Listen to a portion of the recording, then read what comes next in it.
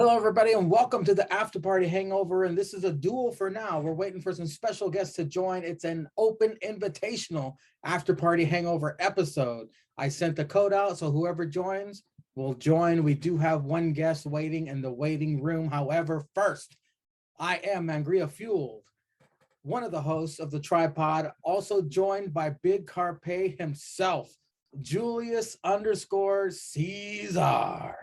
How was your week, my friend? And how are you tonight?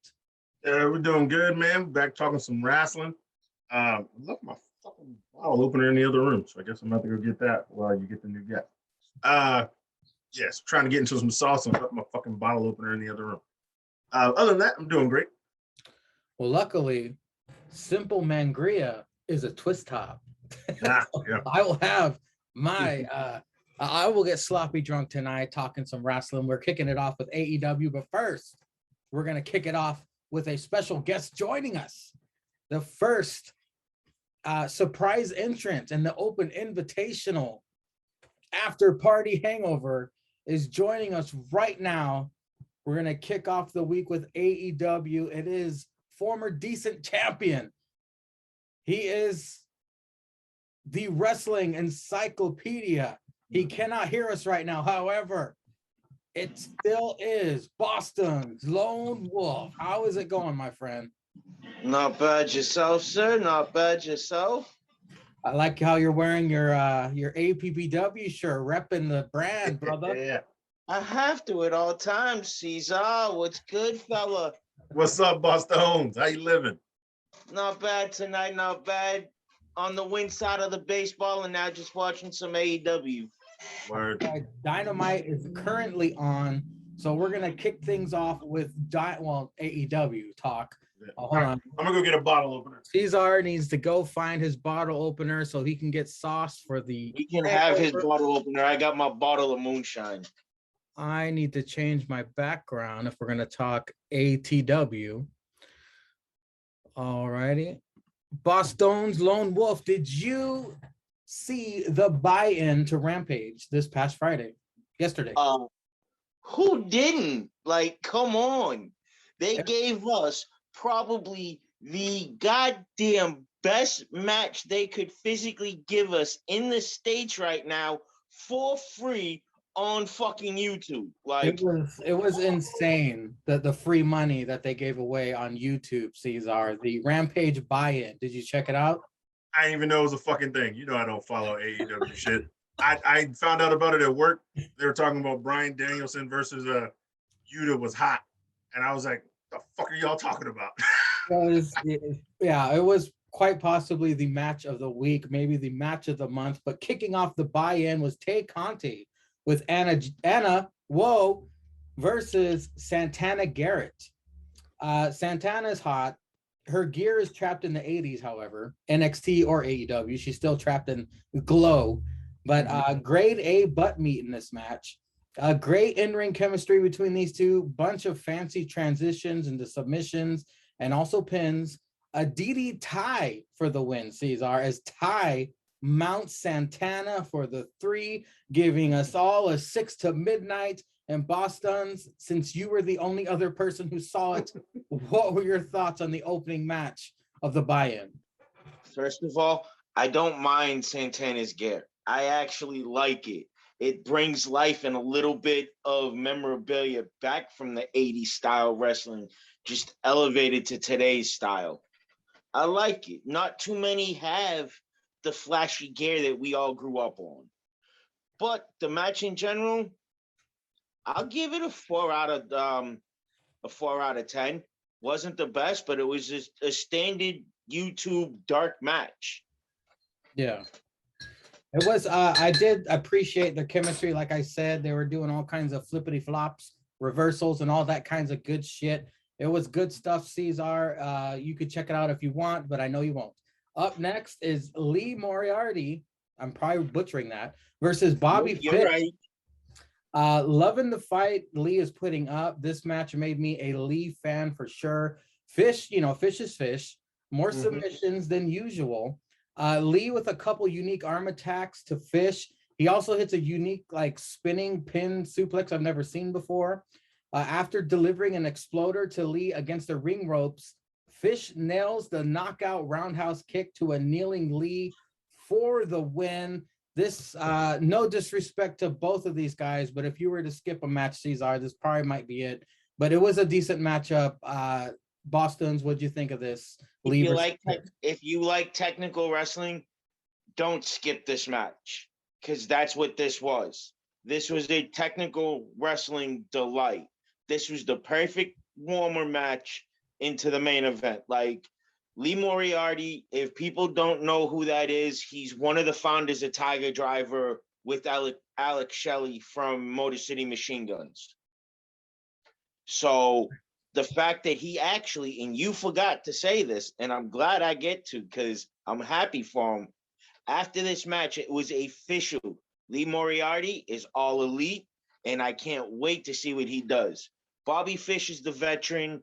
I hate to say it, he's not going to elevate any more than the damn TNT title at most. But Moriarty, give him a couple years, and he could be up there going for the AEW title. Like, Moriarty, a lot of people have slept on, but he is outstanding. Yeah, I wouldn't be surprised if they even put Fish back into the tag division, but I'm leaving out a lot of preludes, a lot of video packages, a lot of interviews, getting straight to the gonzo porn of the buy-in. Thank you. I appreciate that. There was no need for that 7.5-minute fucking promo between the Inner Circle and fucking American Top Bitches. Yeah. The main event of the buy-in, Cesar, was Minoru Suzuki Mitsubishi versus Bryan Danielson. Holy shit. Trading holds to start. Suzuki shushes the fans. Boos rain down. We get C chants from the crowd. Chops versus Kickfest begins. Suzuki knocks out Bryan with a hell of a forearm elbow strike. Loving this match way more than Mox versus Suzuki. Just a slow and methodical technical masterpiece. Bryan turns the cattle mutilation into a pin attempt, gets a 2 3/4. Suzuki kicks a seated Bryan right in the chest 3 times and then taps Bryan in the head disrespectfully with his foot. Fujiwara armbar, but Bryan gets to the ropes. Suzuki moves ref out of the... Oh, should I spoil this? I'm gonna watch it anyway. Should I be spoiling this? Okay. Suzuki... Spoiling what? You think Daniel Bryan's is gonna fucking lose on AEW TV for the next 6 months? He's spoiling shit. Just telling me how the match is gonna go. No, let me finish the match. Suzuki moves ref out of the way and straightens up his shirt and his collar, giving Bryan enough time to recuperate and lock on the label lock. Suzuki gets to the ropes, elbow strike fest. Suzuki puts arms behind back and invites Bryan to strike him. Bryan does hit 3 good elbows, and then Suzuki wakes up and returns to strikes.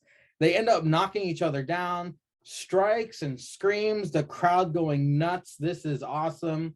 Bryan nails the flying knee for the win. I mean, what my notes cannot give this match the justice it deserves. I'm very glad that I went back to watch this on YouTube. It was incredible. I mean, this could easily be 8 or 9 pretzel match, Cesar. Now that I got your hopes up, you can watch it and get let down. But Boston's Lone Wolf, what did you think about the main event of the night? There was nothing to let down about the match. It was everything you expected out of a Bryan Danielson, Minoru Suzuki round 2. Because people forget they faced off when Bryan was back in ROH. I believe it was 04 or 05. There was a younger Minoru Suzuki versus a very green Bryan Danielson. So they played a... What do you think of this match? Oh, it was outstanding. Like, personal, it was a 10 out of 10. If you want to rate it on Meltzer's fat ass, it was a fucking... I'm breaking his 5-star record and going with... That was a 10-star match. Like, you couldn't have asked better. It was incredibly good. It might be up for match of the year even, but that's where it is in my category right now. I'm just surprised that we got it for free on fucking YouTube. Exactly. Cesar, did you see Rampage? Yeah, I watched Rampage. So Rampage commercial free, ? for 30 minutes. First half an hour was commercial free to go head to head with SmackDown's last half an hour commercial free. CM Punk versus Matt Sydal. Punk once again trying to hang with the current talent in AEW. Punk back into his Mr. Rampage. Punk's back into his chonies. Taz and Ricky keep talking about Punk being blown up on their commentary. Punk focusing way too much on what the crowd is chanting instead of taking out Sydal. Every break he gets, Sydal takes advantage of it. Punk body slams Sydal on the ring apron. These two slug it out, hanging on the top turnbuckle, and knock each other to outside, almost a double count out. Sydal with a leaping Hurricane Rana as Punk sat on the top turnbuckle. Sydal with an inverted ankle lock. Punk locks in Anaconda Vice, but Sydal gets the ropes. Sydal with a roundhouse kick plus the lightning spiral gets a 2.5. Punk wins with the GTS after a quick counter. There was handshake, sportsmanship. Great way to kick off Rampage, even though Cesar might think otherwise. Cesar, your thoughts on the opening contest of Rampage? Yeah, Punk looks old as shit. Like, whatever they said was right. I know they're supposed to be heels, but this just goes to prove, all right, it was a decent match, but he can only have decent matches with guys who are good now, versus like he could carry somebody back in the heyday. He could carry people to great lengths of matches back in the heyday. Yeah, they had a 15-minute match and Punk looked worn out after like 8 minutes. And then they're hyping up body slams. Like with bodies, what is he, Hogan? Is he fucking Hogan now? Body slamming people and then motherfuckers are hyped. I can't remember any. There's a funny one for you, Cesar. Other than All In, Punk has not wrestled on Dynamite. He is Mr. Rampage. Yeah. It's great marketing to do that because they know they want people to tune in Friday night at 10 o'clock. But the thing is, they're not getting above, over the last 3 weeks, they're not getting above over 500,000. Because it's Friday night and people are in the streets are technically open. God damn. Sorry, I'm watching. I'm watching Fish and Moriarty right now. I'm a goddamn baseball fan. I got playoff baseball to watch. I ain't got time to sit there at 10 o'clock at night. It's bad enough I got to run 2 TVs to catch SmackDown in the fucking baseball game. Like, come on. Well, Cesar, go ahead and finish your thoughts on the match. I don't know. The only thing is I'm thinking about is who's going to be the first person to give CM Punk a loss now. Like, he's getting the same kind of run as Brian. Who's going to be the first person? Oh, that's what I wanted to bring up before we go to, I guess before we end AEW talk to go to NXT. But yeah, like, if Punk is beating up even though he came in to, I guess he said elevate people. You can't elevate people by giving them all L's. I mean, Matt Sydal was on a streak. He was 7-1 in his last 8 matches, and now he's lost to CM Punk. Will Hobbs was like 4-0 in his last 4 matches. He lost to CM Punk. Darby Allin just come off losing the title, but getting wins, building himself back up to be credible. And now he's going for this 4 pillars of AEW with MJF. But one of the 4 pillars lost to CM Punk in his opening match. And then the other guy, I guess, maybe you're elevating him by giving him time, the guy with 2.0. Daniel Garcia. Yeah. That new kid on the block, and he's coming in. And that match wasn't even that great either because that guy, Daniel Garcia, is too green. I mean, he's not there to elevate somebody, and that's what Punk needs. If Punk wrestles anybody good, yes, it's going to be a good match. But like he wrestled with Will Hobbs and Garcia, who can only make themselves look good and not carry somebody, it's not going to be great television. You know, I keep wanting to call you Bostonz. I know it's Bostonz. It's Bostonz. No, but I like how Zanka. I'll give Zanka his credit on that one. I can't deny that. That actually makes sense with who I am at that as well. So I always say Bostonz in my head too. We'll stick with Bostonz, man. I don't know, for some reason. Yeah, I know it's Boston. I'm not going to deny it. It just sounds better. That's why I'm running with it, and it fits me. I'm a goddamn stoner to heart. Bostonz, your thoughts on the opening contest of Rampage?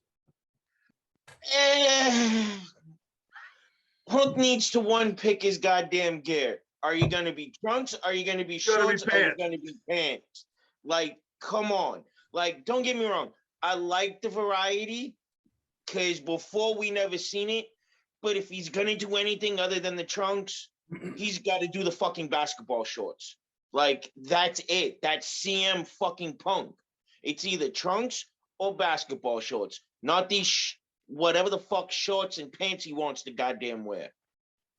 But if it wasn't for Seidel, I probably wouldn't have watched the match. I'm not a Punk fan, wasn't a Punk fan during his WWE run.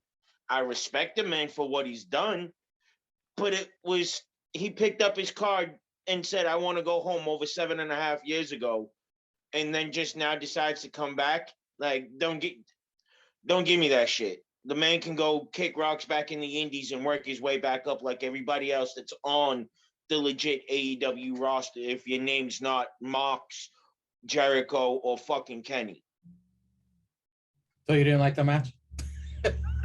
No, I really didn't. The match was just meh. That's the best I can say. Short, like I said, if it wasn't for Seidel, I wouldn't have watched the match. Up next, the Dark Order gathering. They want some of the Gun Club. Whoop-de-doo. Ruby Soho versus no entrance Bunny. The disrespect of Bunny. Taz murders Ruby's theme. Disrespect to Matt Seidel too. Yeah, I missed the first 5 minutes. No. Seidel got his entrance. His entrance is what closed out. The buy-in. Okay. He got his entrance. Okay. That I have to tell you. Friggin', I didn't like that. Either give it to us and let us see both of them at the same time, or just don't do them at all. I don't like, these guys aren't jobbers. Give some of the vets their damn respect and give them their fucking entrance. At least Seidel got something. Bunny got nothing. Taz murders Ruby's theme trying to sing it. Bunny doing pretty good. Ruby making her look like $1 million. Bunny targeting the neck of Ruby, hits the tub thumper and hams it up for the camera. Weird side note, when she hammed it up for the camera, I got like I wouldn't mind seeing her get a facial. Every time we zoom in on her face like that, I'm like, she needs to go to porn. But anyway, commercial, no picture-in-picture. Ruby gets back in it with a flatliner to the outside. Ruby 2 big boots and a forearm to the back of the head for a 2 count. Bunny with a German from the second turnbuckle, but Ruby wins eventually with a backslide pin. Not the most dangerous move in all of sports entertainment, Cesar. Right, the second. Penelope attacks after the match. Penelope then knucks up Ruby. Cesar, your thoughts on this match? Bunny was looking better. Bunny's looking better than she's looking like she's getting better every match. And you the crowd is chanting C right now on YouTube. Bunny's getting better in every match. Which is it's something I'm fine with. I like to see. She's training, she's taking it serious, she's getting good one-on-ones. And then she's always got Penelope in the background to get that heel heat back up in case she wins or loses. I thought this was a fine match. Yeah, I like the way she attacked the neck, drop kick while she was bent over in the turnbuckle, then dropped her on her neck again with another type move. I was like, I've never seen no shit like that. I was like, that's pretty nice. So I thought the match was fine. Great midway, calm down match from I guess if the crowd was hyped, but the crowd was hyped from CM Punk. It's a great way to still have a good match, develop story, keep the heels being the heels. Ruby Soho getting the wins up now on TV. It's technically her first singles match. She lost to Britt Baker. So getting the wins up, getting some momentum going into this tournament for the TBS women's title. So, I thought it was a good match. Bostonz, your thoughts on the women's match of Rampage? Can't disagree with Cesar at all. It was much better than one expected. Bunny truly has improved since she first came out in the company. Her and whole Penelope Ford, or as I like to call her, Penelope Ford, because the way she spells it.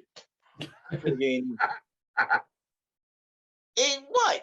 If you look at it and you look at it in an American sense, it says Penelope, not No, Penelope. I just saw it in my head. That's why I laughed. I was like, I'd never just even thought of saying that. Yeah. Penelope Ford. I actually like them. Both should do porn. They're both working well with each other. They're helping each other. The chemistry's there. Their singles matches, give or take, or who they're fighting, could go either way. But when you put either one of them in there with Ruby Soho, you're gonna get a banger of a match, guaranteed. So I liked it. I can't say it was a bad match. Can't say it was a great. It was an average women's match for AEW, and I'm happy at what they're doing. Well, the prelude to the main event, Cesar, is always our favorite Mark Henry fucking split screen. It's Jericho, Sammy, and Hagar with Dan Lambert, Junior Dos Santos, Ethan, and Scorpio. I just wrote inner circle jerks. Moving on to the main event. It is Jericho, Sammy, and Jake Hagar versus Junior Dos Santos, Ethan Page, and Scorpio Sky. Of course, Dan Lambert comes out and berates the crowd because they're not singing their song, and they're from Miami, damn it. Scorpio and Sammy start. The crowd is going nuts. Sammy gets the best of Scorpio. Junior Dos Santos, I just put JDS. That's all I'm going to call him from now on. JDS is whooping up on Jericho brutally. I felt bad. That was elder abuse. I'm not sure if JDS he doesn't even need tag partners. JDS was murdering everybody alone. I'm not even sure if JDS is throwing work strikes. Geez, hopefully there's not a Goldberg Bret Hart situation here. Commercial picture-in-picture. Jericho continues to get beat down. Jericho finally gets the hot tag after an Insurugi. Sammy cleans house. Brawl ensues. Hagar puts Junior JDS through a table with the Uranagi. Jericho eventually puts Scorpio Sky in the walls, but Paige Van Sant distracts while Jorge hits a knee to Jericho. American Top Team for the win. American Top Team beats the hell out of Jericho afterwards. Santana and Ortiz in their dead president's makeup fly to the ring for the save. That is the end of Rampage. Cesar, your thoughts on the main event? I'm watching the chop versus kick part right now. God damn. Oh, sorry. What? 6-man tag. Sammy looks good because he's the title. Jericho's got to get in some shit. The right people won for once. Sorry. The heels needed to win this. They're not really fighting for anything except for whooping each other's ass. Probably be a big blowout at Full Gear, which was on the leaked card. That old Tony Skeets got leaked out. Get me fucking started on that dumb shit. Yeah, that's what I want to talk. Well, I hit up Mangria earlier and I said, because I know he posted it in the other chat, and I said, I found out how the card got leaked for Full Gear. Motherfucker had it written down in a notebook and left the notebook open at the Jaguars game. I say it was did it on purpose. Yeah. And then like it had 11 matches up there. So that's usually about right, because one for pre-show, and it had scribbled out. And people were like trying to dissect it because his handwriting is apparently horrible as fuck. But the one thing I'm mad about, it said Brian versus Mox. And that's probably going to be the ending of the title eliminator tournament. And so that means that fucking Daniel Bryan's going to fucking win. Who's going to be that first person to give this guy a loss? Nobody. Is he just going to be undefeated? Right? But then if Hangman beats Kenny and Daniel Bryan wins the fucking tournament, it's going to be Hangman versus Daniel Bryan. If Hangman only reigns for like 3 weeks before they have this title match and Bryan Danielson wins the title, this shit is stupid. Like, what are we doing here? Shit is fucking stupid. They got a lot of guys. They got a lot of guys that are undefeated right now. They got fucking Adam Cole, baby. Yep. They got Bryan Danielson. They got Aleister Black. Yep. They got who's going to give the losses to all these guys? But was that the end of your thoughts for the main event? Yeah, I didn't really care about the main event. I don't know. 6-man tag, it kind of took me out. Like, I was honestly falling asleep on it. I was watching it late. And then you sent the link for ABPW, and I instantly put that on YouTube and didn't really finish the main event, so I didn't know who won. So you just told me. And I started watching ABPW. Like, that literally woke me back up because I was in the chair like, it was like 1 a.m. and I'm sitting there like, well, I ain't got to work till like 1 p.m. the next day. And I'm just like, and then I was like, oh, AEW. And I put it back on TV and I grabbed another beer. And I was like, I'm ready now. I could not wait for you to watch your match. After the match ended, I was laughing so hard. Bostonz, did you see Dynamite? Yeah, I seen Dynamite. My God, the beating that AJ Styles sustained. My God, it was Am I supposed to be surprised with the that, former champion over there? Like, that come should on. have been on World Star. That was so bad. Like Cesar murdered AJ Styles. But I was laughing at the commentary after a while. I was just like, man, Grant just must be here just on some shit right now. I'm still amazed at how the man does it. I wouldn't be able to sit there sober and do it. The hell with just a bottle of wine. I need more than that. Like, you put more than enough work into that. The ultimate respect. Yeah. Thank you, sir. I am humbled by thee. But Bostonz, your thoughts on the main event of Rampage? Man, that was just all over the fucking place. It really was, especially towards the end. I thought the win was coming in a circle, and then it ended up being frigging American Top bitches. Like, it was just all over the place. I can't even give it a fair grade. Like, it was a clusterfuck. Legitimately. That's how I'm gonna have to describe that entire ending. Was a clusterfuck. I'm very confused on the whole point of the American Top Team angle. Is it just to get more eyes on the product? Is American Top Team that popular? Not just that. My whole thing with it is, and I'll try to make it as quick as possible, because with another podcast that I work with, we dove into this and it was a whole hour-long section. So yeah, I'm not gonna make it that long. But pretty much the outcome at the end is gonna end up getting Sammy over more and getting Paige and Sky over more, where they will have training with American Top Team, and they'll come in for big events like one of the big four or a special fucking Dynamite or some shit like that. But you're pretty much just trying to me, it's a waste of fucking time. Damn Lambert, anytime he's on my TV, I mute the fucking thing. I can't stand him. Cesar turns that shit up with subtitles. I can't. I've met the man in person when I used to compete in martial arts, because American Top Team does a lot in the mixed martial art world and the regular martial art world with some of the tournaments. So I've gotten a chance to meet a lot of American Top Team. A lot of them are a bunch of pompous asses. They think they're king shit, and that team doesn't even hold a lot of titles across any promotions. You look at Junior Dos Santos's face every time he does something, and it's like it looks like he's being like he's playing around. Santos's like he's face just like, looks like it's been put out by the ugly shovel while his face was on fire. Yeah, he's it doesn't seem like he's taking any of this serious, and I feel bad for Jericho for taking all those. And it's gonna end up in one of two ways.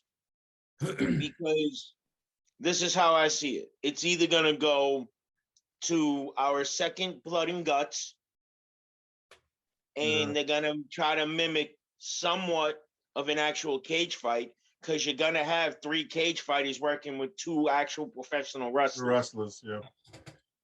Or, and I already did the research on this, the Vikings aren't home. We could end up with another Stadium Stampede match, but this time they use the Viking Stadium because they're in Minnesota for Full Gear. Or as a backup, they can use the Twin Stadium as well. Well, Cesar, were you finished on your Tony Skeets thoughts? Because that dude is getting very obnoxious as of late. Oh no, well, I always hate Tony Skeets, but that's the thing I wanted to talk about, how it got leaked. And he said, oh yeah, it's not the full card. I was like, bitch, it was a fucking, so like, just to give you a rundown, what I remember, I forgot the page, I forgot to save the page I was on. It had Kenny versus Hangman. It had Kenny versus Hangman. It had Danielson versus I'll read it right now. It's Hangman versus Kenny Omega, Mox versus Bryan, Inner Circle versus American Top Team, MJF versus Darby Allin, CM Punk versus Wardlow. Didn't see that coming. Yeah. Thunder Rosa versus Jade Cargill. That should be good. Yep. Adam Cole, baby, versus Christian Cage. Mhm. The Young Bucks versus Jurassic Express. And Yep. Cody Rhodes versus Malachi Black, Andrade, or Miro. Oh, and it had Britt Baker versus question marks. Yeah. Yeah. And but you can clearly see some of the circles on who the winners were already for those. yeah, there's a bunch matches. of circles up there. But actually, the Dark Order wanted to fight the Young Cucks to try to counteract them fucking with the Hangman versus Kenny match. They mentioned whoever else, but they really want to fight the Young Cucks. People don't realize it because I know not a lot of people watch it, but as a trio, the Gun Club is undefeated. And that's what it said. And everybody doesn't realize Colton's undefeated. He's like 24-0, and he's not even fucking ranked. Because he's on Dark. Yeah, he's on a show that nobody watches, so no one really gives a fuck. But that's how half these people get their fucking wins up and end up on Dynamite. Like, why the fuck aren't they on Dynamite? Like, we know Colton's gonna get squashed, but put him in the fucking ranking. Otherwise, your ranking system means shit. It's like Ricochet and Ali on Main Event all the fucking time. All the fucking time. See, I understand that, and I complain too because they're some of the greatest high flyers in the business today. But I'd rather be on Main Event instead of sitting and catering. Well, speaking of Ricochet and Ali, we're getting to some WWE talk, as in NXT. Oh, 2.0 with Tony D'Angelis. It's Bostonz D'Angelo. Hit Row can't get a hold of Tuesday on the way into the arena, and vintage Brown Order kidnapping. Yeah. Top Dollar and B Fab Fine leaving Swerve solo for tonight's title defense. That's how the fucking night kicked off. We didn't even get into the opening credits and shit. These motherfuckers kidnapping people. We started out with Joe Gacy, thank Chris, in the ring, cuts a promo on NXT champion Tommaso Ciampa. Joe Gacy represents all of us snowflakes. This is for all of you. Of course, he's referring to his one-on-one match with NXT champion Tommaso Ciampa. Ciampa's gonna kill you. Chance to kick it off. Ciampa, of course, whooping up on Gacy. Gacy gets some offense in, then he spots the neo-Nazi in the crowd again. Gacy hesitates to slam Ciampa's head into an announce table and pays for it. Ciampa bringing the pain to Gacy so much that Gacy's gut bursts through the bottom of his shirt. A rock bottom Uranagi and a senton splash to the apron gives Gacy the advantage heading into commercial picture-in-picture. Gacy in full control, abdominal stretch applied. Bretsky knows about that move. Longer than usual commercial break, by the way. Ciampa able to regain the upper hand, claps, he does the clap with the pat.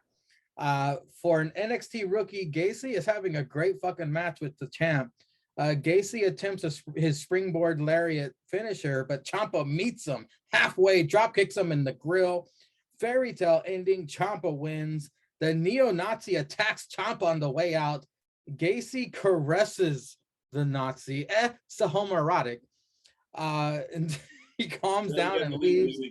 Ciampa almost gets hugged, but pushes Gacy down. What a chaotic start, Cesar. A chaotic start to NXT. What were your thoughts on all that shit? The kidnapping, the promo, the match, the Nazi, all of it. Yeah, of course, these Mexicans who know about dealing cocaine out in these streets and drinking Ronas, slanging that pur, not even pure, cocaine. They know how to kidnap motherfuckers better than fucking anybody else because they've done it from the cartel days when they have to kidnap the plug who don't pay on time with their money. You fuck with the church's money, you get kidnapped. You get strung up in a ranch with a bull trying to shove a horn up your ass. I don't know that personally. I've seen that in the movie. I seen it in the movie. Of course they know how to kidnap people. The three of them can't beat Top Dollar's big ass in the rag, but they kidnap this motherfucker 5 minutes before NXT starts. Goddamn right they can. Because Mexicans know how to kidnap, Colombians know how to kidnap, and the motherfuckers down there, they know how to, border rocks, they know how to kidnap. It's in their DNA. Like black people love chicken, and cocaine people know how to kidnap. That shit is real. I seen it in the streets. So yeah, that was just funny to The me. only thing worse than that is Russians in their vodka. That's what I'm saying. That's what I'm saying. The Bostonz know what I'm talking about. You know what I'm talking about there, girl. So then, old Swerve sitting there all beat up, and old Santos, Pablo Escobar talking about he gonna win the title tonight, all that fuckery. Then the credits start. Then we got this guy does JH better than JH, Joe Gacy. I don't know how you think he's Thank Chris. He's not Thank Chris. This guy does JH better than JH. I mean, like the gear and the body built, but this time he's dressed like he has a black shirt on. This time he looks like a pastor out there and shit. JH has a black shirt on in the ring. Yeah, All Joe Gacy needed was a red tie and glasses, and he'd be. That's next week. That's probably. He shows up with glasses. He's JH 2.0. I'm suing. Fucking exact. No, why? It's just gonna help us get APPW out there even more. That the fact that WWE can't be original and they have to steal your shit. This guy does JH better than JH, but yeah, he does look like Thank Chris, and he is a heavy like Thank Chris, but this guy does JH better than JH. As I've said, previous episodes, it's great. He was talking that shit in the ring. Then old Ciampa came out with Goldie, put on his black ass, put on his dumb ass. The alcohol is flowing, people. Yeah. I don't know who this weird guy is in the stands, but I fucks with him. I fucks with old weird cracker. I got my moonshine sitting right here. I'm good. I just had my shot. I need Dexter to show this crazy motherfucker how to be crazy motherfucker. Like, this is like young Dex. This is young Loomis right here in the ring. I need Dexter to come out here and roll this dude's ass and maybe get a follow. I didn't even fucking think of that. Holy shit, Cesar. I need this guy to follow Dex. Fucking Gacy would be a banger of just gimmicks. It would be so good if Dex beat up the Nazi cracker who don't talk in there, and he's following him around, and Dex can talk mentally. They don't even got to look, and Dex is like, "Leave me alone. I'm with the wife." I want to see Gacy try to do this to Dexter and see what happens. Dexter would do it back. He's gonna send his zombies out just like he did fucking hatchet and just go. No, I want to see Dex pull a hatchet out on the big Nazi guy because he's trying to come beat him up after the ring, and Dex is like, and he's like, all right, I respect it. I respect it. My bad. Yeah, then Joe Gacy is doing this to Dex, and then Dex is probably like, he does it back, and Joe Gacy's like, I respect it. Then he tries to hug Dex, and Dex probably puts him in the silence. He goes to hug him and puts him in the silence and chokes him out, and leaves his ass in the back, choked out. Oh, it'd be so good. It'd be so good. But yeah, great match with Ciampa. You know Ciampa can't do no man. Ciampa mad. God damn, this match is good. Bostonz. A whole lot happened in the opening 20 minutes of NXT. What were your thoughts? The whole kidnapping thing doesn't surprise me with Legado Fantasmo. Like, that's been that thing. That's how he even got his two fucking muscles. So that don't surprise me. He can't win when anybody has their team with them. It's been proven in past. Legit, you can go back and look at the damn records. In title matches, Fantasmo himself is fucking 0-6 outside the cruiserweight division. Like, come on. Yeah. But that's that. Really, I kind of actually missed that. I caught that on a recap real quick. But let me get to this. This I got something to say because Cesar's right. Gacy's JH and Heartland, or as I know him, Parker Brody, his actual name, that's Thank Chris. That's the JH Thank Chris combo right there. Jesus. If Heartland speaks, then he comes out of the Thank Chris category.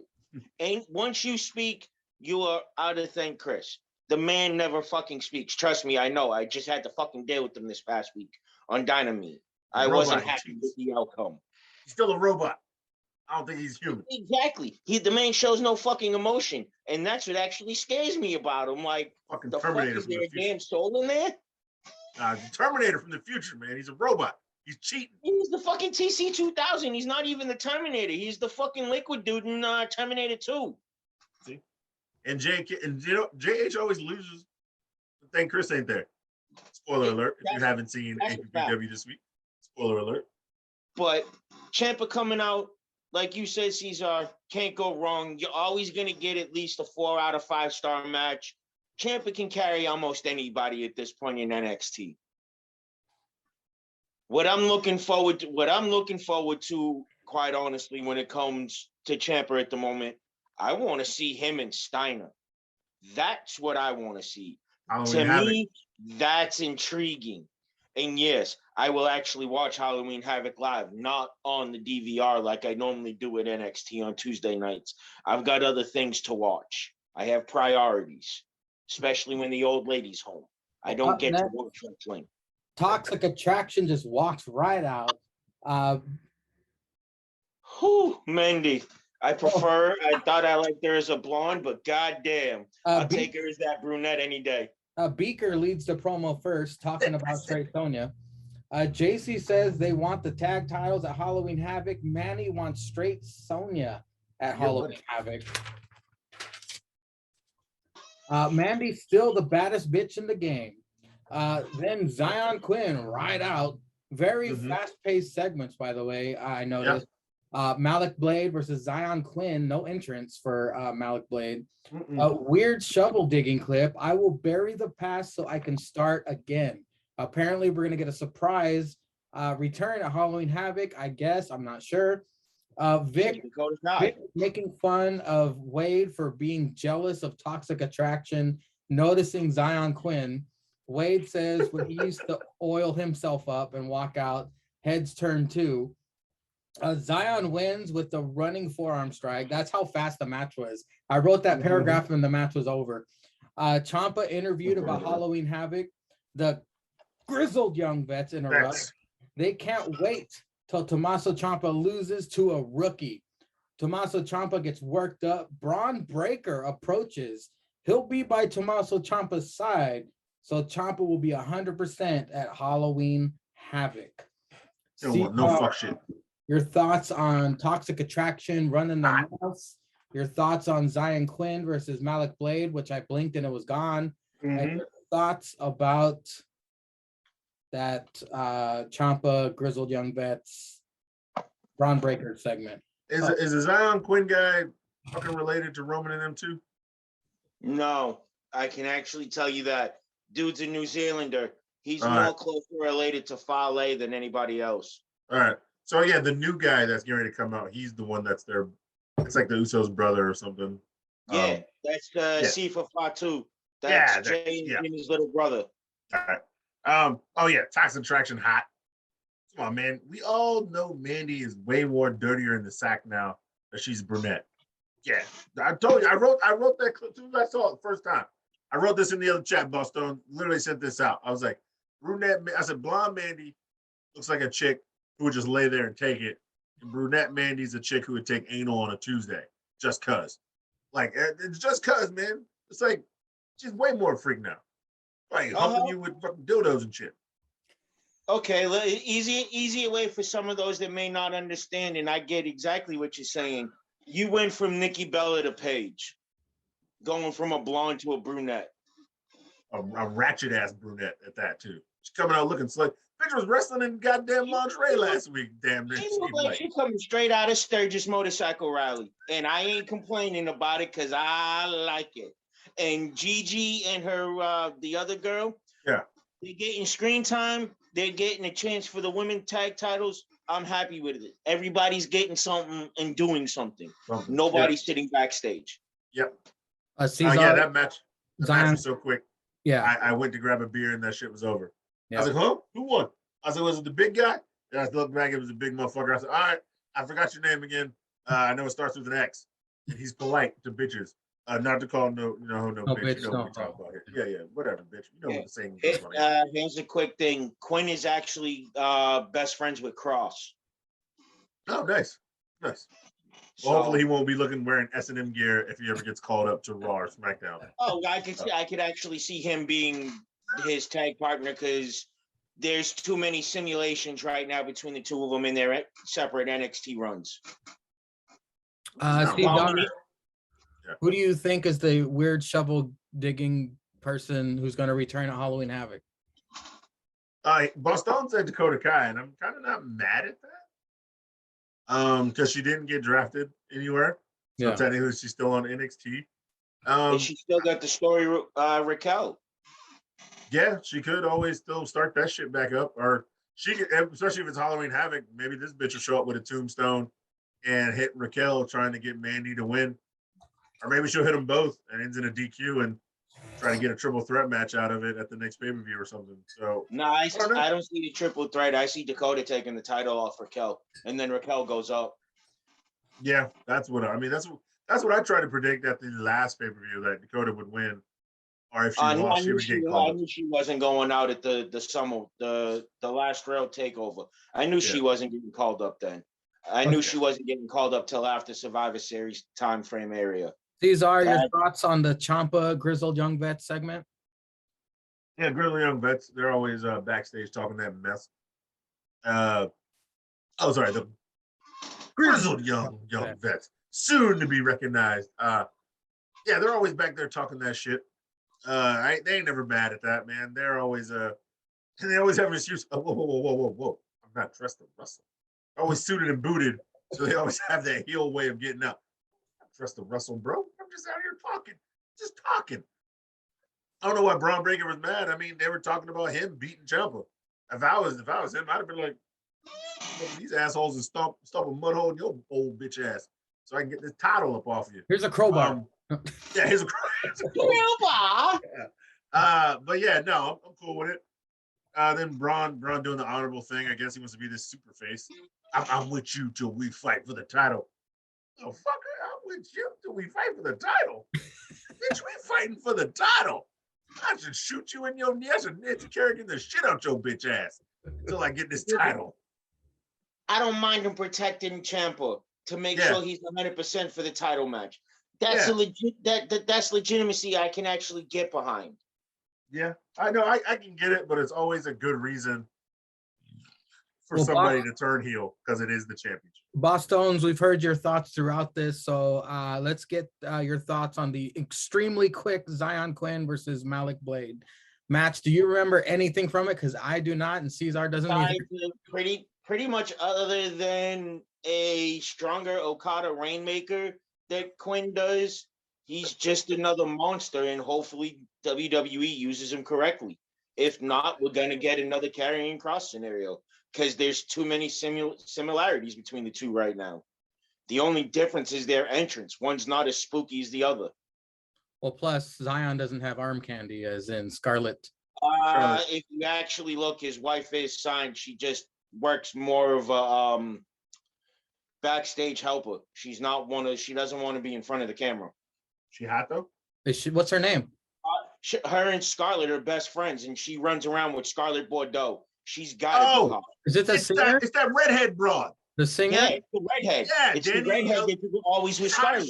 Yeah, it's her. That's his wife. Nice, damn. He scored big time with that. Smoking hot wife. There's supposed to be. She's supposed to be. I think she's actually training though, because I saw someone on her Instagram like she is training with Scarlett. She trains, but her thing more is she wants to be more on the mic. So at most, I think we're gonna get another Kayla out of her, because she's actually pretty good on the mic. Besides being a fitness trainer. You know they swing, Cesar. You know they be fucking swinging. They better. That's hot. Yeah, they have to. They fucking have to. And now Raquel and Braun's are always chilling with them too. Oh shit! Fucking power, fucking breaking beds and shit. I wouldn't be surprised. Look what Adam just built out in fucking what is it, Wisconsin? Yeah. He's got fucking 100+ acres of land and a fucking shooting range off his back deck. Like Raquel's gonna be in heaven. Nice. Boxed up.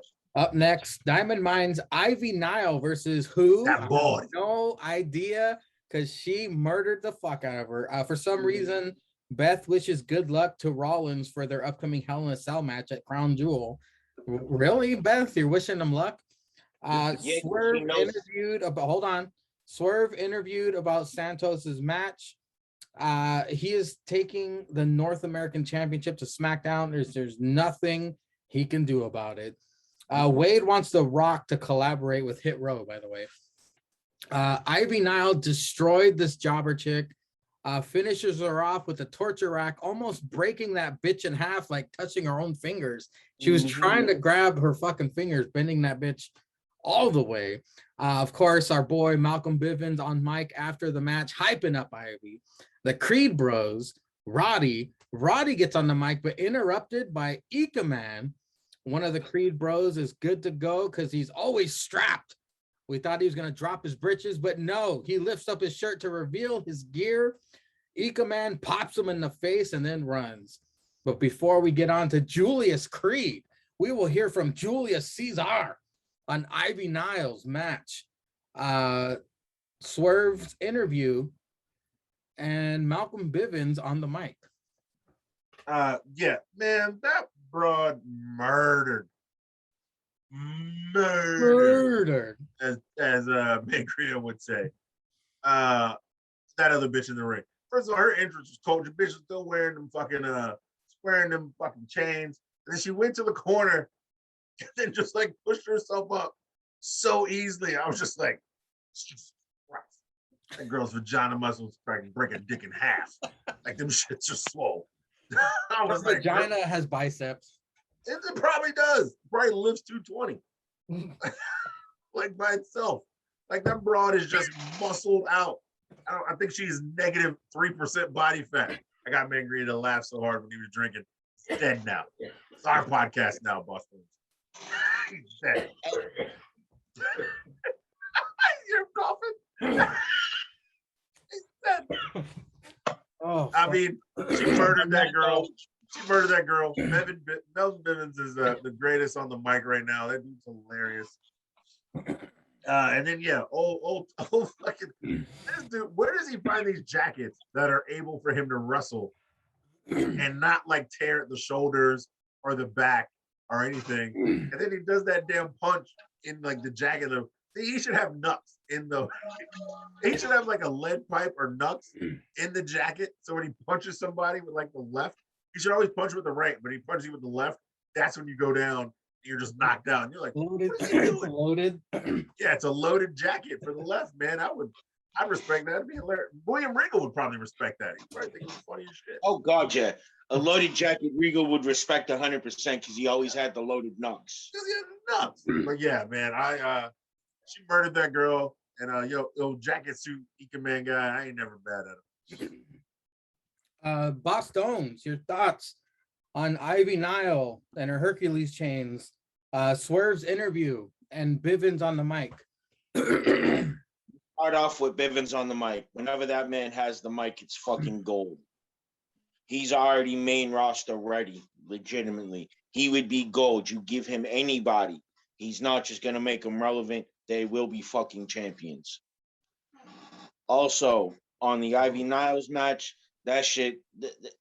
That was murder at the first degree. There is no ifs, ands, buts about that. That was premeditated murder at the first. Who you fucking kidding? The Swerve interview, it was a Swerve interview. It really wasn't anything outside of the normal Swerve interviews. And the fact that Hit Row wants to do a track with fucking The Rock, I'm all for it because, forgive me real quick to switch off, but the track with Tech 9, King ISO, and The Rock face off, fucking outstanding. So I'd like to see The Rock do some work inside WWE with some of the other talent doing shit. Just do me a favor and keep John Cena the fuck away from them all. We want them to succeed. We don't want them to disappear. Oh, and you. Oh wait, did you see the tweets between Top Dollar and the AEW marks? No. Oh God, I fucking love it. I love it. I fucking love it. Top Dollar sent out a tweet. Top Dollar, as Mangria like to say, sent out a tweet. He said, your favorite wrestlers. He said your favorite wrestlers are always promoting how they're wrestling in these expensive sneakers, but they're actually wrestling in knockoffs. and cheap ass versions and And A6. they're running around in vans and Vans, some other shit. They're running around in vans and something else. He just dropped the diss track this morning on the whole thing. And he dropped a diss track on the like the Young Bucks and them wearing talking about all these shoes, I guess on BTE and shit. Forgive me, he's a former NFL player. His sneaker collection is gonna outbeat the Bucks, Kenny, and Punk all combined. All the marks are like, you just got into wrestling. What do you know? You don't know shit about that. He's like, what does that got to do with shoes? Like, I'm talking about their shoes. Forgive they're me supposed to be wrestling. Forgive me for spoiling Cesar, but they do bring that up on Dynamite tonight. CM Punk is on commentary, and that is brought up. I just gonna let you know about that. Oh, the top dollar shit? It was hard not the top dollar, but the subject of what they were talking about. He doesn't say anything about top dollar. Yeah. But no, I just thought that shit was funny. Yeah. I laughed at it because we all hate the AEW marks. And Bostonz, you know it for a fact, it's Dakota Kai that's coming back. I got the biggest feeling because that promo with the grave was directed towards Raquel. Who else is it gonna be? Raquel's biggest story has been Dakota. Anybody else she's gone with has already been either moved up or in another feud. It's Kairi saying no. You know what? You fucking know what? I wouldn't be fucking surprised if she came back as the dead pirate because she was actually still signed, but she works for WWE Japan. Bostonz, she could pronounce her L, so it's definitely not Kairi saying no. Up next, somebody called Kairi Sane and told him to come back to WWE. I can't remember. There was a story somewhere. Like Sasha or somebody was like, "Let her play the dead pirate at this point." No, I've seen it. Up next, Ciampa. Oh no, wait, we did that already. The Grizzled Young Vets. Oh, I'm on the wrong page. Okay, yeah, you were dying laughing. I got one thing to say about the Grizzled Young Vets because I didn't get in on that one. And if you guys are gonna do it and we're gonna make fun of them proper, it's soon to be NXT #1 champions. Right? Don't make them sound Italian, Bostonz. No, that's the whole point because I can't stand the British bastard. Oh, okay. What? What? How dare you? What? I go with the Stoner Tag Team. Give me MSK. Whoa, Give me my rascal. He's a fan of MSK and he hates the Grizzled Young Vets. This is an outrage. We're gonna get hate mail for decades. I'm not a fan of British strong style. If there's going to be a strong style, I prefer Japanese. I'd rather see you get your head kicked off instead of your shoulder popped out. You can't see a shoulder pop out when you can see somebody's fucking head get kicked off. I want more violence. Up next, Julius Creed, who's always strapped versus Ika Man. Julius manhandling Ika Man, of course. Ika Man eventually gets, I put JC because it's Julius Creed. Disrespect you put me with this cracker. You don't put my initials with this cracker ass cracker. On the mat while falling, clicks his heels together for body splash. JC wins though with a seated lariat. Diamond Mine and murders Ika Man. Kushida for the save of all people. MSK gonna come. Oh, Cesar left. I thought MSK was gonna come out because they always save everybody. No, when Kushida ran in for the save, I knew that was it. Straight Sonya video promo. The Halloween Havoc match will be a spin the wheel, make a deal step. Bostonz, your thoughts on Julius Creed versus Ika Man and Straight Sonya's stipulation? I don't even know who Ika Man is. Like, this is the first time I've seen the man. And you're not missing much. Yeah, no, I can tell. And the thing with the Creed brothers, they're hella good wrestlers. Yeah. They're picking it up early. I like it. They're going to be able to move. But you gave them names of Julius and Brutus. You already pre-told their fucking story. And if you don't do it, then what the fuck was the point of naming them Julius and Brutus? Like, the fuck? Unless we give them the Tony D'Angelis and we get a nice Italian faction again. Saying, man, we get the FBI 2.0 since we're in NXT 2.0. Straight Sonya, spin the wheel, make a deal. What do you foresee the wheel deciding, Bostonz? Oh, it could be anything, because if they do the will like they did last year when Chauncey hosted Halloween Havoc, anything's possible. It's almost like back on those old school Raw days with Eric Bischoff spinning the fucking wheel to determine the match. We can end up with anything. Yeah, Like, I it's can't even fathom, because from everything that I've been reading and hearing, Shawn Michaels is the one that's pretty much running NXT 2.0 outside of just Vince giving him, here's what you got to do for this, this, and this. Everything else is your creation until Hunter comes back. Well, I think So- Cesar and I can agree that that match will for sure be fuck shit certified. Where's the stamp? Which match? Straight Sonya versus Mandy. Spin the wheel. Fuck yeah. Make a deal. Definitely fuck shit, sir. You can stamp that now. That match, anything's possible. But here's the thing. I don't think we're going to have interference by the rest of Toxic Attraction, because they're in a match as well that same night for the women's tag titles. True. It could be, one match could be before the other. Well, Cesar, Exactly. I can already see the tag titles going on, and then the women's title main event, second to main event, unless they do one that opens up the show. Yeah. Well, Julius, do you have any thoughts on Julius's match against Ikeman? Oh, Creed Cracker. Yeah, he just needed a good win. He didn't whoop his ass like I did. So that's why this Cracker probably spells his shit different. Probably leaves out an I or something weird, some white spelling. He ain't from the streets. See, I'd have taken Suit Man, and then I'd have whooped his monkey ass like I never whooped monkey ass before, like I said in the promo. Then I'd have put on his damn suit, and I'd have did a little fat guy in a little coat gimmick. Then I'd have ripped the suit jacket, and then I'd have tied it around his neck, and then slapped him with a BBC into the turnbuckle, and then a BBC into the middle of the ring.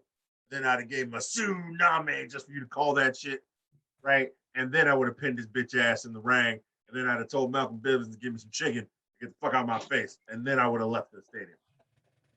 That's how I Do you have any predictions on what the wheel will foresee for Straight Sonya versus Mandy Brunette? I hope these bitches need to get in a cage or something.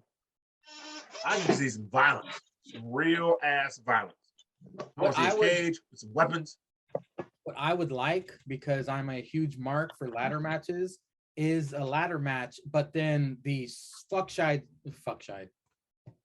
No, you're right. Fuck shit certified part of it will be Gigi and JC fucking over Straight Sonya. Yeah. But see, that's where I'd actually have to disagree, because I don't see them getting involved. I think they get taken out early in the tag team match.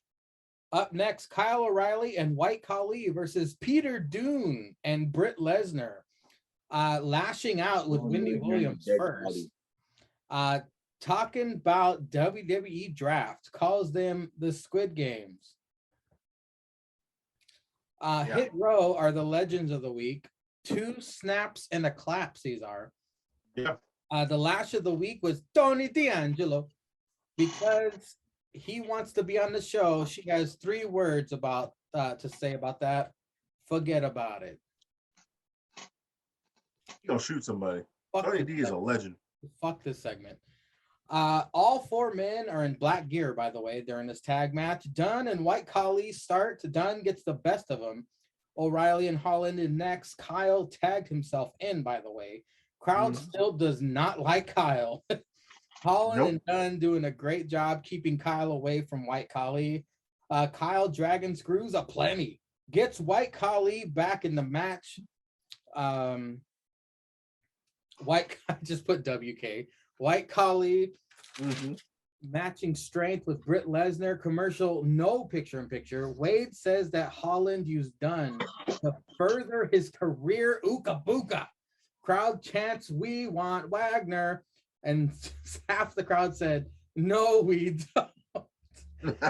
Kyle with the guillotine and ankle locks trying to fight both Dunn and Holland. Wagner saves Kyle from what could have been a very painful slam onto the upside down steel steps on the outside. Wagner and Kyle working great as a team towards the end of the match. Wagner wins the match, pinning Holland. Kyle and Wagner fist bump. Welcome back to the tag division, Kyle.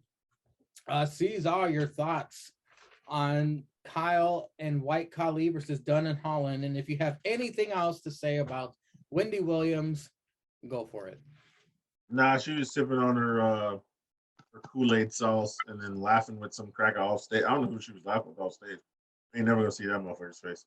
But I don't really care about that bitch. It was but no, yeah, Kyle's back in the tag team division because he can't cut a promo, so he can't be the main guy. We know this. He can't brush his Kyle teeth. O'Reilly can't cut a promo to save his life. If we had a gun to this motherfucker's head, he can't cut a promo to save his life. It was probably Bobby Fish cutting all the promos when they were in tag teams and ROH and shit. And then, obviously, Adam Cole was cutting promos when they were all UE. Yeah, it's wild. How do you have like an 18-year career and you can't cut a promo? Like, no. Let me cut you off. Hang on, Bostonz. Let him finish. He can cut one, but he can't really cut one. He can get his Adam Cole, baby. But no, it was a fine match for Ridge Holland. I'm out on Ridge Holland, bro. I don't know what it is. They got fucking, I don't know, man. The motherfucker's drier than fucking 3-day-old Thanksgiving turkey on white toast, bro. Like, I don't know, bro. I mean, he's fucking dry. I don't get it. I don't get how he came in promising, and he got injured. The cracker was gone for a year and a half. He comes back, has 2 matches, and then he gets called up the fucking main. Is it SmackDown or Raw? SmackDown. SmackDown's about to suck. Just because of Ridge Holland. I don't even know if Roman can save Ridge Holland. That motherfucker is dry. He's dry everywhere. He's dry on the mic. He's dry on the ring. Fucking Sahara. I don't know. All that shit. Sahara down live. Ridge Holland is on that shit. He needs to get traded to Raw. Y'all need to get some spice back on SmackDown. Did you like the match at least? Yeah, the match was all right. Kyle's good. White Khali's all right. I ain't mad at him. He's getting his shine. He's getting his TV time. I think there could be something there. He's trying to use his tag team to get himself on TV, do TV time, and then he's trying to use Kyle and turns on Kyle. Maybe, I don't know. I'd like that. That's a good, I mean, a tag team breaking up, but they're not really a tag team. Kyle doesn't like anybody. And Kyle just wants to whoop everybody's ass. So I'm fine with that. If like he's like, man, why you keep backing me up, oh? And then like, get off my dick. I'm fucking Kyle O'Reilly. I just want to kick motherfuckers in the knee and get the chip. I'm gonna go fight Ciampa, and you got me back in this tag team bullshit, which I just fought so hard to get out of. So I'm fine with it. Yeah, Kyle needs to save his money and buy some new teeth. But Bostonz, your thoughts first. If you have any thoughts on Wendy Williams segment, because that's horrible, we need to get out of the way as fast as possible. And then for I got no words for that. I didn't even watch it. You damn right. Man. You're a good man. But I have one thing to say to you, Cesar. Kyle can't cut a promo. He just can't cut a WWE scripted promo. I give you that. Because I've seen that with a lot of people. Once they leave WWE, they can cut some of the best promos in the world because they have a little bit more creative freedom to use on words. Miro, Mox, for fuck's sake, Juice Robinson. True. But I guess you got to prove to them you can cut their promo for the. If you really think somebody was writing for The Rock or Stone Cold back in the day, let's be honest, bro. Let's really be honest. Yeah, but that's back in the day when they had that creative freedom. WWE doesn't have that creative freedom anymore because Vince wants to be Vince. Because Vince still thinks that way of thinking will work today, and he won't take that way of style and update it to today's standards. I mean, that's yeah, probably the main roster. Kyle's got to know that shit ain't getting over, and he's got to put some stank on it. That's all I'm asking. Put some stank in a promo, bro. See if it pans out. What's Vince gonna do? Fire you? He'll just go to AEW, and he'll win the 8 best matches thing in a for row. Kyle, even gimmick wise, is don't even have him speak. He doesn't have to speak. He, like you said, he just wants to kick everybody's ass. So just let him do that. There's plenty of people that have not spoken and have gotten their points around. Give him a fucking valet. There's enough of them in NXT. during Dynamite. What'd you think of the tag match, No. Bostonz? The tag match I liked. Not going to deny it. I liked it. Von Wagner, y'all call him the White Khali. I say he looks like a fucking southern man who just found a dead body in his front yard. His facial expressions, that's what it is. That's the way his just face looks. It looks like he found a dead body that he's trying to keep secret. Like he's on that level of like, damn, dude, just feed it to the gator already. Holland, I was with him before when he was part of the McAfee crew up until he got hurt. But once he got hurt, he cooled off too much. Coming back with Dunn and them, it hasn't done any good for him. Like, I think he could be a good muscle, but he's another one that doesn't need to speak. Just have him fight. You want to talk about strange theme music paired with a monster? His theme music does not fit. Have you noticed that, Cesar? Holland's theme music. You want to know why, though? He tries to use his old rugby theme. Oh, he was in rugby? Mm-hmm. Hey, it looks like a rugby guy. Oy. He was in rugby. He was in rugby for close to 10 years before he went into professional wrestling. Wow, He played down in New Zealand and Australia. That was his theme song for rugby? Probably. Yeah, that was one of the team songs. So he tried to incorporate that into his theme. But WWE's music department nowadays sucks. They can't mix shit. Like, if WWE's going to go after anybody and try to rehire anybody, fuck wrestlers, go and get fucking Jim Johnson back and get your fucking music back on point. Because without a good entrance, these characters aren't going to connect with anybody. Well, I hope both of you guys took better notes than I did on this next segment. I am very ashamed that Bretsky would be turning over in his grave if he was dead, because the Chase U segment, Andre breaking down Odyssey match, berate student again for pointing out cheating.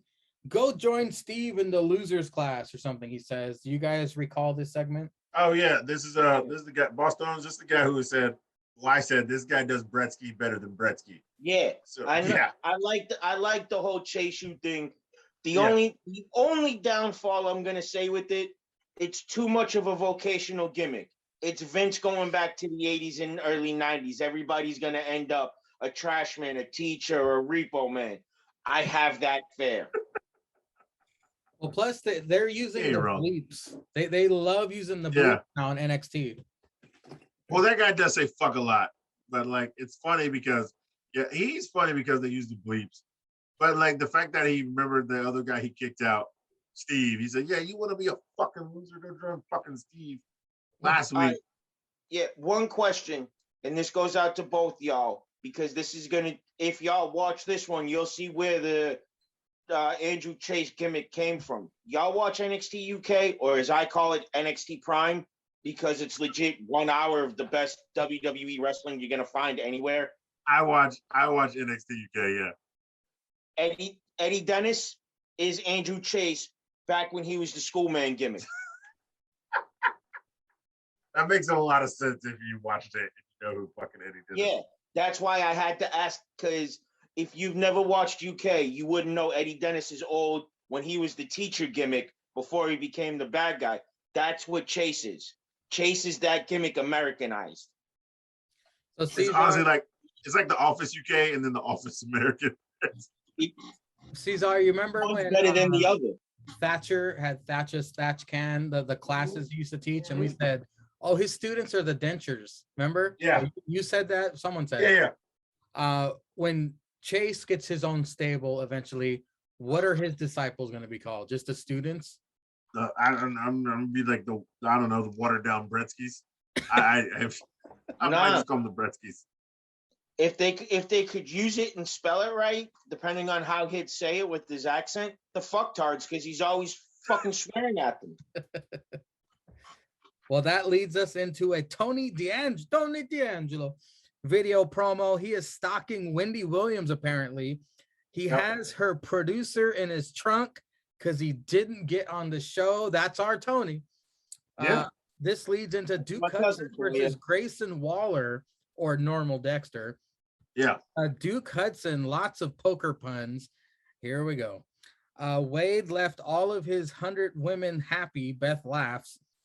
Duke smacking Grayson in the corner, and Beth drops the disrespect. Did you catch that? See Yeah, that? I caught it. Yeah, that bitch listens. They got to be listening, man. Grayson almost wins with a roll through stunner. Duke kicks second rope while Grayson was trying to springboard, and with a handful of tights, the deadliest move in all of sports and entertainment, wins with the roll up. What were your thoughts on this, Bostonz? Duke Hudson versus Grayson Waller. Duke Hudson, man, I have more faith in Waller. Than I do Hudson. Hudson's just going to be one of those big guys that, at best, he's going to become a Brooklyn brawler. He's just going to be one of those great jobbers. I don't see much out of him. And here's a funny one, since you brought up Waller with that match. He was the one who played Ric Flair on The Young Rock. Oh, yeah? Yes, sir. That's cool. Like I told you once before, and Cesar, you're learning it now. I legit am the wrestling walking encyclopedia. He's right here, brother. Cesar, what did you think of this quick match between Hudson and Waller? I thought this was a pretty good match. I don't like Hudson's gimmick or whatever. A poker guy. I'm going to bring the poker table to the wrestling ring. What the fuck? You don't fight at a poker table, you dumb bitch. Hey, better luck next time, Cesar. Yeah, you're gonna read people. Not even that. What's up with the fucking flannel cutoff? I thought that was Brock's thing. This guy, I don't get what they're trying to go with this guy, man. He looks like a confused fucking lumberjack who thinks he can play poker. Yeah, fucking. I like Grayson Waller. Got a good look. Yeah, got a good attitude, and then Golden Glove champ. So you got to respect his yeah, rights and lefts. another former Australian wrestler. That's what I'm really liking. That Australia's been. This guy, I'm calling him. This guy does Sam better than Sam. And Grio will get that joke. This guy does that wrestling guy better than that wrestling guy. But no, I like old Grayson, man. He's out here trying to whoop some ass. I mean, he's taking some L's, but you don't got to pay your dues. But yeah, I don't like the gimmick for Duke Hudson. They need to tweak that gimmick and figure some dumb other shit out. And he just sounds, I don't know. He just sounds like he's always just like, yeah, man, poker. I've got a roll flush. Shut your dumb ass up. Why is this a 4-minute promo? Why are you speaking slow like you're retarded? Fucking speak like a normal human being. Heard this dumb shit up. You all know how to play poker. It has nothing to do with the ring. So how you gonna read some guy when he's punching you in your fucking lip and your eyes are closed? Shut the hell up. Fucking. I wish Grace would have just knocked his dumb ass out with a right and then pinned him up. But yeah, he had to use the tights because I guess he's a heel and he's a dirtbag, and Grayson's gonna be a face or whatever. And I understand it, but I still don't like his gimmick. And gentlemen, it's only a sad matter of time before Duke Hudson calls himself the jack of all trades. Yeah. And he walks around with that fucking deck in that flannel shirt, and he throws jacks out to people in the fucking crowd. He ain't gonna be the jack of all trades. They're gonna try to make him go old school like they did with Bradshaw and call him Blackjack Mulligan 2.0. Oh fuck. Well, if you retrospective on this match, it kind of looks like old NXT versus new NXT, doesn't it? Duke Hudson is a special Vince McMahon specimen versus Grayson Waller, who looks like a classic NXT talent that would be running up through the ranks. But yeah, I do digress. Up next, a Brown Order backstage trash talk to Swerve. That's the only line I wrote. Dexter backstage as Indy and Persia come out. Imperium pissed that MSK are still tag champs, but Bostonz is a fan. Saray and Amari Miller versus Indy and Persia. Persia with a sit-down F5, Indy elbow drop for the win. Wade wants Indy to throw that stupid ring away. Persia on the mic wants the tag titles. EO and Zio out. EO don't like anybody. Toxic Attraction out. They want the titles as well. Brawl ensues. EO and Zio stand tall. Grayson Waller in back talking to women. Cameron Grimes asks how he does it. Grayson introduces Grimes to online dating. Jesus Christ, Cesar. We got the Brown Order promo. We got Indy and Persia versus Saray and Amari Miller. And we have Grayson Waller showing Cameron Grimes had to swipe right. the new way to pick up some poon. Yeah. Fucking. Where are we starting at? Fucking. Oh, yeah. So Indy's backstage kissing on Dex, leaving old spit lines. I don't know if you guys saw it. This stuff fucking like slobbed the right side of this man's face. Fucking spit line was like 3 feet long. I was like, God damn. Then she coming out there, told the other bitch to hide her ring. No, bitch, you gotta wear it. Yeah, so they come out there, they have a match. You know they're gonna beat the trash out of somebody. And then they're gonna challenge for the tag team titles. Io and Zoe come out. Io shouldn't have this title. Io should have been called up. Let's be honest. Io needs to be on Raw, SmackDown.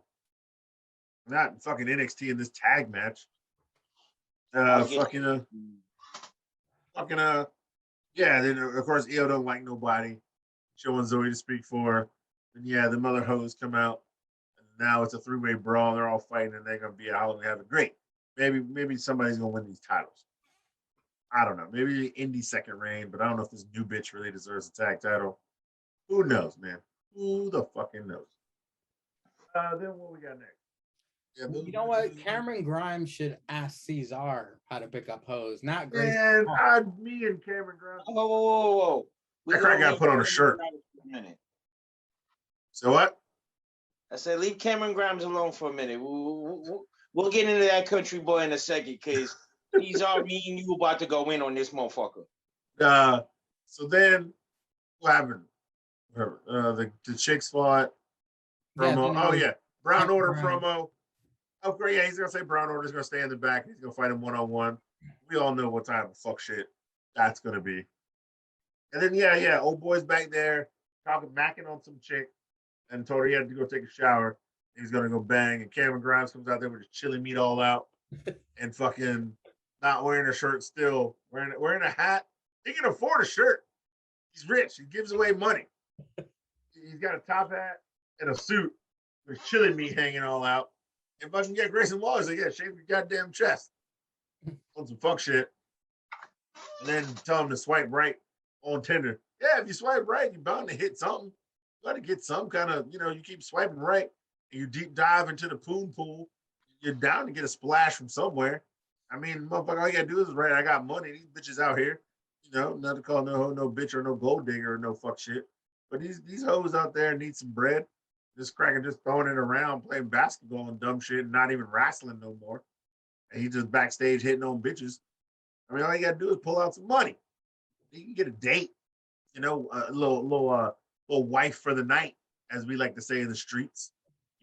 Divorce is in the morning. You know what I'm saying? As we do in the streets. With the Bostonz on me. No. Yeah, black bees on me. But Bostonz, what you talking about? We got to talk about something. We talking about EO. Io should have been called up to Raw SmackDown. All right, hang on. Bostonz, let's start from the top.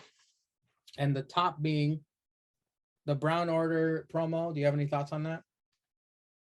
Again, typical promo out of them. Nothing fancy. Like I said earlier about Brown Order, Phantasmo himself doesn't have a winning record. I really don't give a shit. Like, literally, I'm not saying I don't like them, but they need to give them a better winning storyline if you want me to pay more attention to them. And I believe out of everybody who's been on the tripod, you might be the only one hyped for another Imperium MSK match. Actually, I can't wait because of the British strong style that Eichner brings with the Italian style that no, Bartel's the German, sorry. Eichner's the Italian. His style, they're more brutes. They're not necessarily strong style. You got MSK that are high flyers that know how to work well with other brutes. That's why I can't wait for that match. I've been a fan of MSK since they're in fucking PWG and an Impact. as the Rascals. So my this loyalty dies deep with a lot of these guys. This kind of screams so desperate that they need a tag team match for Halloween Havoc, if you ask me. But they've fought before. At the same time, hopefully they pull out something more different than the last time they met, because if not, MSK are definitely going to win, and that's just disappointing to see the teams go at it yet again. MSK coming out on top. I think MSK is stale right now. I think they need to either move up, split up, or fight a different team, because I believe they've become stale. They're good in the ring. They're horrible on the mic. That's where Ukabuka came from. But hopefully something good comes out of this. Let me just say this on the second match coming up. This time, I think it is actually going to be different because most people don't realize it. Walter's still here in the States. He hasn't gone back to Germany.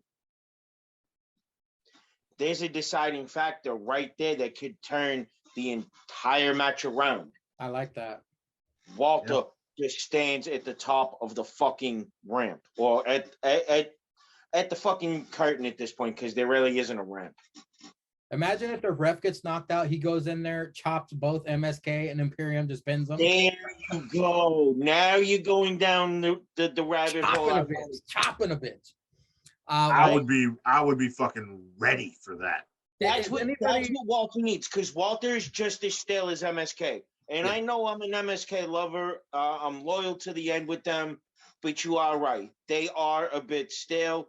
But this match is going to be the match to determine whether Imperium will ever see the NXT Tag Team Championship, or are they going to get relegated back to NXT UK? Well, Bostonz, I don't know if you listen to the Tripod regularly, but we are massive fans of The Way. We are massive fans of Index.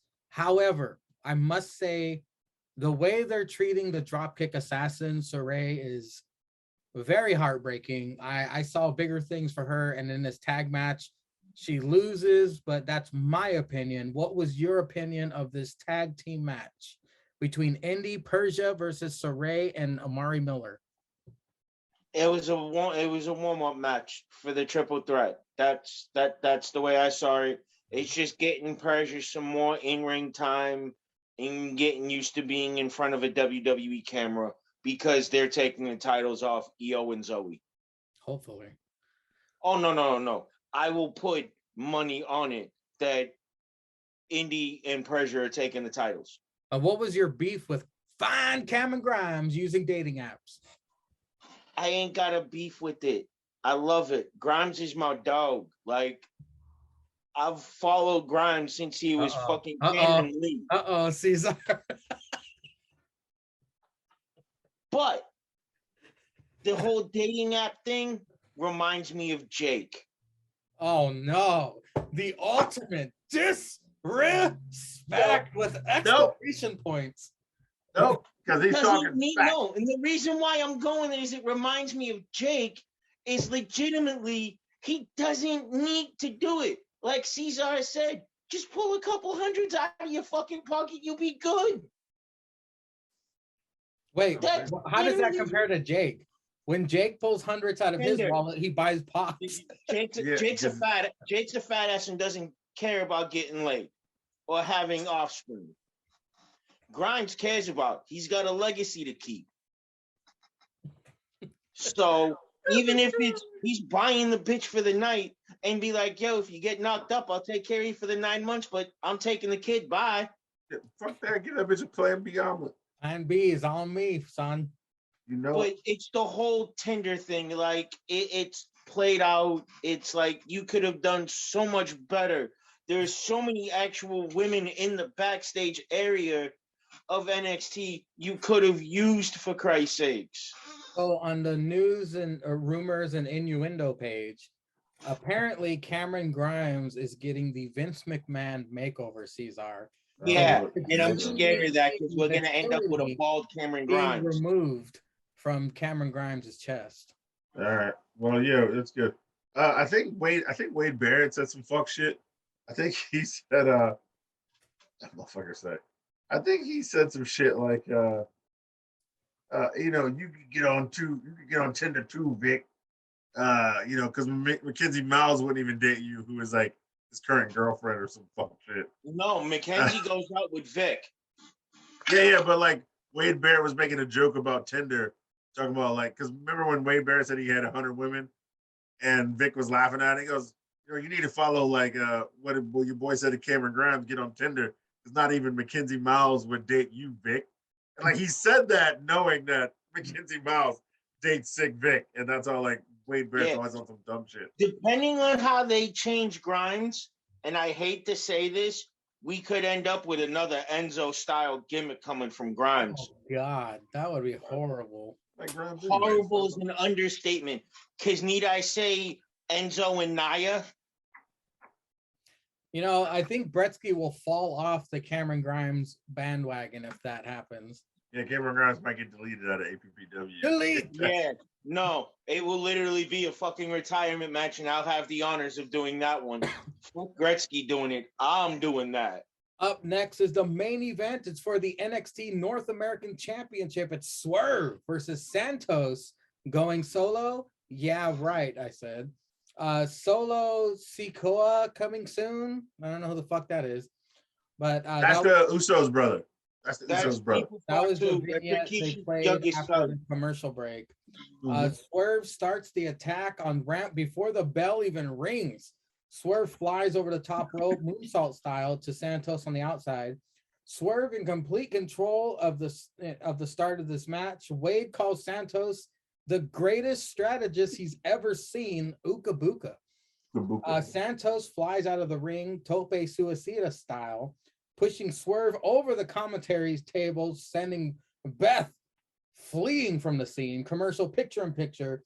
Santos taking it to Swerve, applies an elevated like STF submission, as well as a Boston Crab. I was all kinds of out of sorts on this, trying to describe this fucking move. This is awesome chants. Crowd seemingly pro Santos in this match, I guess because they knew Swerve leaving. Chop fest between the two. Wade says the North American Championship ain't going nowhere. Uka Buka. Uka Buka. Top rope Hurricane Rana, frog splash. Swerve still kicks out. Swerve hangs Santos up by his huevos on the top rope, and then an attitude adjustment on the apron. Swerve attempts a 450. Santos counters, gets a 2 3/4. Of course, here comes the Brown Order to distract Mello and Trick for the save. What the fuck? Something fishy's about to happen. Swerve wins with the JML driver after Santos' head hits exposed turnbuckle. Mello and Trick attack Swerve. Shocking. Mello then cashes in his money in the clipboard contract. Holy shit chance. Running pump kick followed by the diving leg drop to a bent over Swerve. We have a brand new NXT North American champion, Carmelo Hayes, or as Cesar calls him. Oh, I called them the two guys ignorant tricks, but he is also Wednesday. So, Bostonz, your thoughts on the main event, North American Championship match? Banger of a match. Not surprised. Swerve and Escobar have been wrestling each other since the Lucha Underground days as fucking Killshot and the hunter there, Mil Morte or whatever the fuck his name was. I forget what it was over there in Lucha Underground. So their chemistry's great. Regardless of the stipulations, they're going to put on a banger of a match. Now, I could care about all the run-ins except this end because I'm beyond excited. Carmelo Hayes is my dude. I actually know the man personally. He's from Boston. He grew up in the Boston independent scene. Quick knowledge drop on everybody. If you want to see stuff from him from before WWE, just look up Christian Casanova, Beyond Wrestling, Limit Wrestling. Just a fucking machine. Since he's been in WWE, he's put on a little more muscle mass and getting goaded by Shawn Michaels already. The sky's the roof. Like, legitimate. The sky's the roof for Hayes. Just get rid of the other fucking dude. He doesn't need him. These are. Your thoughts on the main event of NXT this week?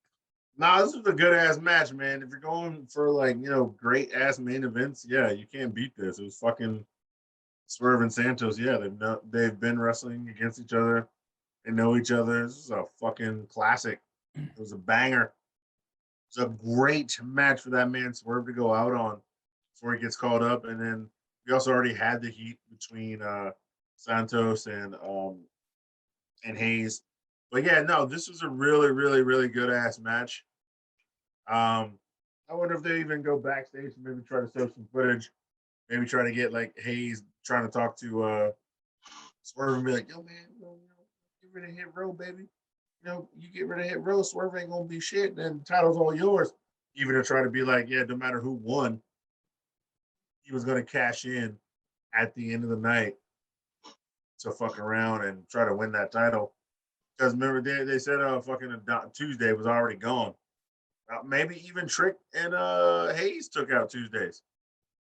Maybe they took him out, and they were gonna try to plan some like take out, Swerve or maybe take out one of each other.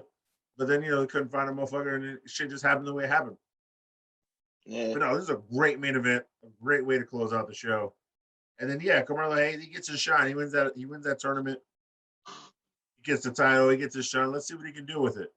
Well, if this leads to hold on, fellas. I want to add one quick thing that most people don't realize.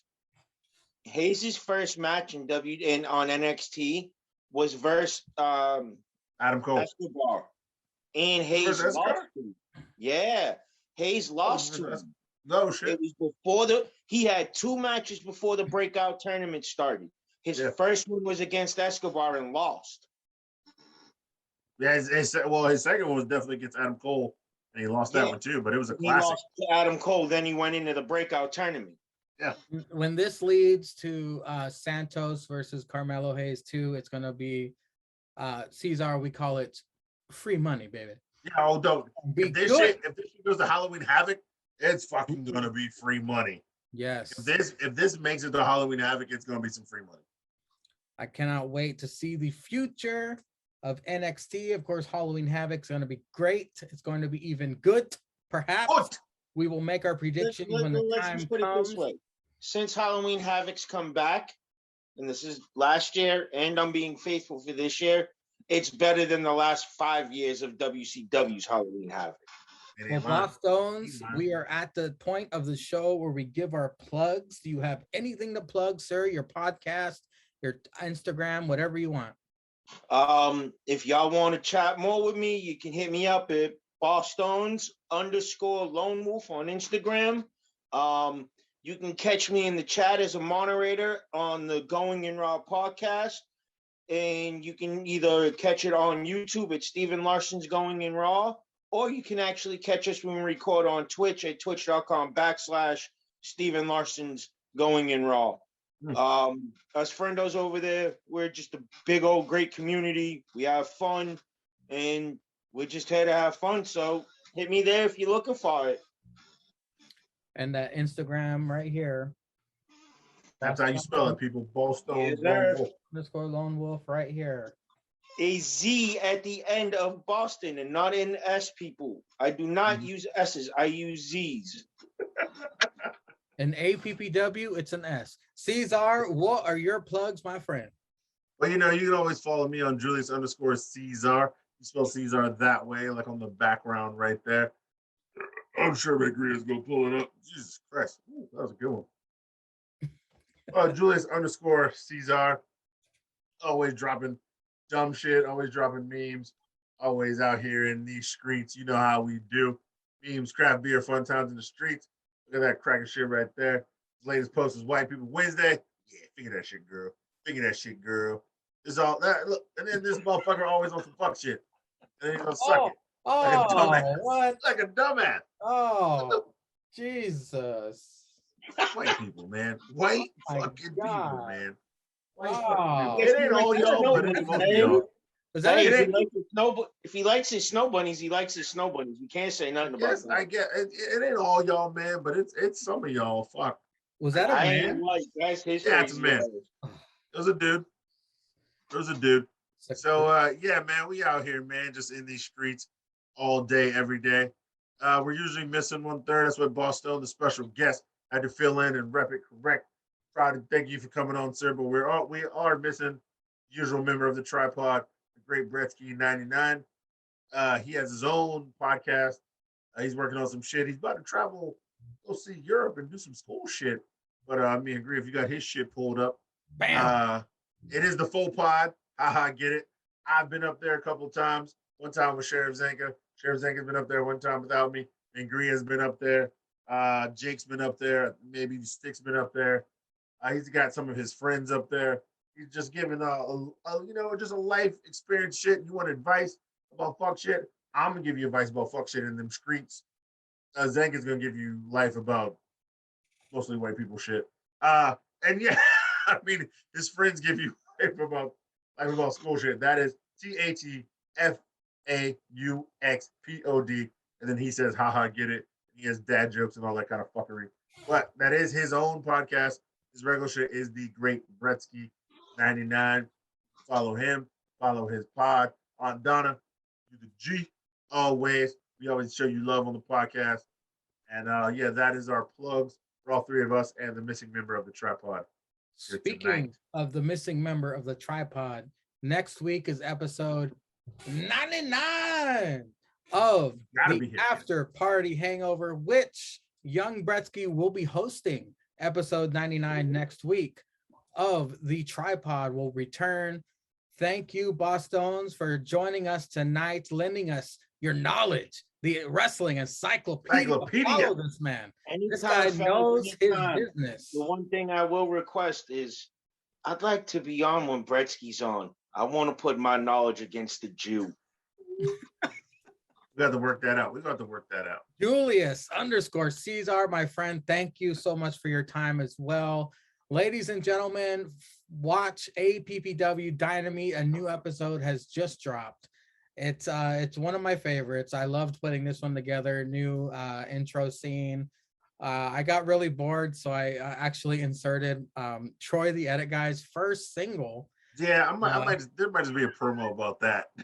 Just fucking anything else.